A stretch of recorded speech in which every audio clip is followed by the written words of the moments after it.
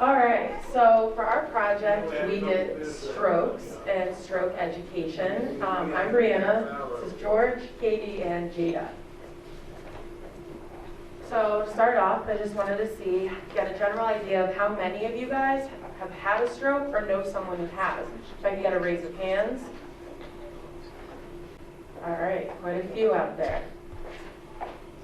So it's kind of common, it's more common than we think. So I did a couple of true or false to just kind of gauge where you guys are with this. So the first one is, a stroke occurs when the blood supply to your brain is interrupted or reduced. Does anyone know if that's true or false? True. All right, we'll get to it. And then, so for the second one, the FAST mnemonic stands for face, arms, stroke, and time. False. And then the third one is strokes can occur at any age. All right, so you guys were correct. The first one is true. The second one is false. The S stands for speech, not stroke. And the third one is also true. They can occur at any age. Doesn't matter how young, how old, they can occur.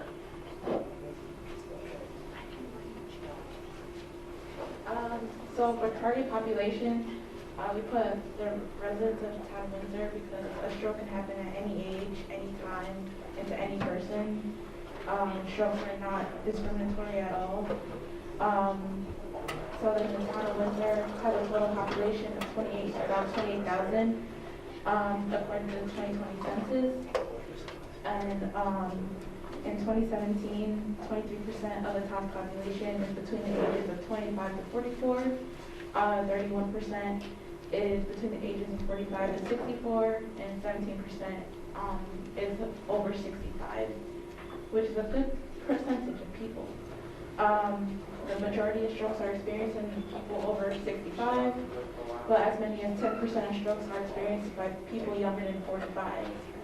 Again, strokes are not discriminatory to anyone. Even a child can have a stroke. And it's never too late to prevent a stroke.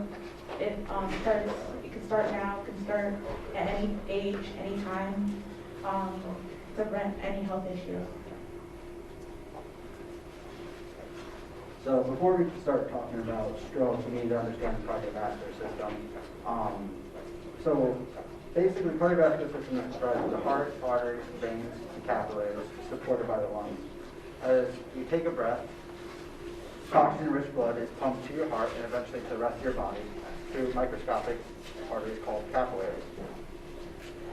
At this point, the oxygenated blood is returned to your heart through a series of veins to eventually restart this whole process. When referring to stroke specifically, we want to focus on the arteries or the blood vessels that are located in the brain. There are a series of risk factors that will be explained later. Small clots, best visualized as fatty plaque, prevents oxygen-rich blood from reaching vital brain tissue. The blood vessel itself could rupture and cause massive bleeding in the brain, again preventing oxygen from reaching the brain. Without oxygen, our brain cells start to die within minutes. So this brings us to the main topic. In the medical community, we consider stroke a cerebral vascular accident, or CVA for short. It's a debilitating neurological disease that is the leading source of long-term disability in the U.S.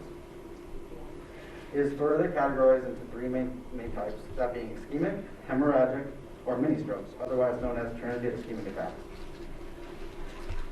In general, ischemia means inadequate blood supply and subsequent inadequate oxygen. Ischemic stroke are just that, where flow of the blood to the brain is interrupted. Within a small period of time, brain tissue begins to die and severe debilitating symptoms follow. The interruption of flow is caused by a clot, best thought of as a clump of debris that shouldn't be there. In reality, these clots are the result of high cholesterol and an increase in fats and lipids within the blood vessels. These clots can either develop within the vessel of the brain or travel from other parts of the body. Hemorrhagic strokes, as I mentioned earlier, are when the actual blood vessel itself ruptures and then bleeding around the brain pools. Because of this pooling, oxygen is still, again, not delivered to the brain tissue, causing death. One of the most common signs of hemorrhagic stroke over other types of stroke is a severe sudden headache. Mini strokes, on the other hand, is when your brain tissue is simply not receiving enough oxygen. It's very similar to ischemic strokes, however, the difference is that the supply will be restored quickly. But unfortunately, these are warning signs of true strokes and they need to be addressed quickly. So here's a question for you. A patient presents with a severe headache and imaging shows to the right bleeding within the brain due to a ruptured blood vessel. What kind of stroke does this patient have? Transient ischemic attack, ischemic stroke, hemorrhagic stroke, or all of the above? Anybody? Hemorrhagic. Correct. Okay, so now that we've got a little bit of background about strokes, what are some of the symptoms? So I think probably the one that we think of most frequently is that one-sided issue. So usually that presents with numbness or weakness on one side of the body, and it can be in the face or the extremities. People tend to be very confused, and that makes sense, right? Your brain is being impacted by all of this, but that also impacts your speech, so it could be slurred. You could have problems with your balance, you could be dizzy. As George mentioned before, headaches are usually one of those hallmark signs as well. And it's interesting to note that the symptoms present similarly in men and women. Unlike when you have a heart attack or something like that, it can be very different in men and women. So what do you want to do when you have a stroke? First of all, you want to get help. So we're going to call 911. And if you think you are having a stroke, it's imperative that you do not drive yourself to the hospital because you can deteriorate so quickly. So you want to call emergency medical services to get you there. If that's not an option, have somebody drive you. But it has been proven that the sooner you have medical interventions after having a stroke, the better your long-term outcome is. So that is one benefit to calling the ambulance to get you. Once you're in the hospital, a bunch of different tests and scans will be ordered because they have to figure out what type of stroke you had.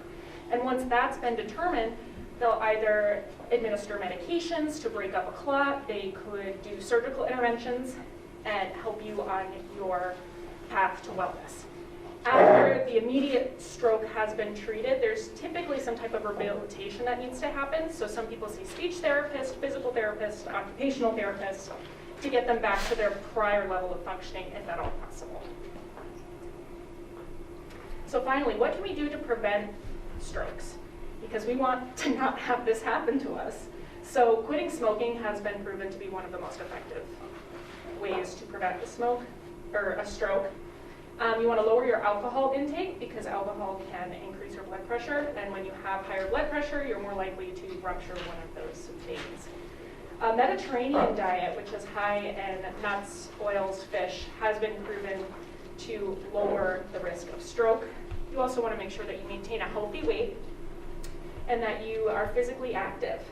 And it's recommended that you get 2.5 hours of moderate intensity activity per week. So, any questions? Do you have papers you can give us?